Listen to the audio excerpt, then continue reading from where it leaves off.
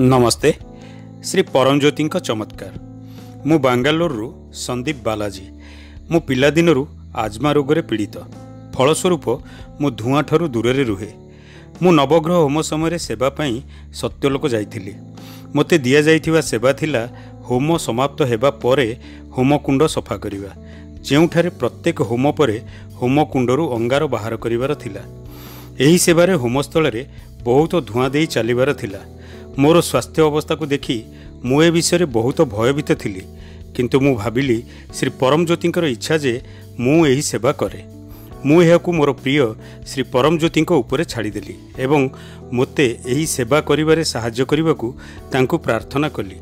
प्रत्येक होम परे मु निजकु संपूर्ण भावे सेवारे नियोजित कली एवं बिना प्रयास रे सेवा कली।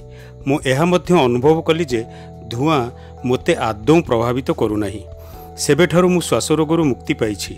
मोर पिलादिनर स्वास्थ्य समस्यारू मोते आरोग्य प्रदान करिवार एहा थिला श्री परमज्योतिंक सरल उपाय। आज श्री परमज्योति मोते उत्तम स्वास्थ्य एवं शक्ति देइछन्ति। श्री परमज्योति को अशेष कोटि धन्यवाद जनाउछि।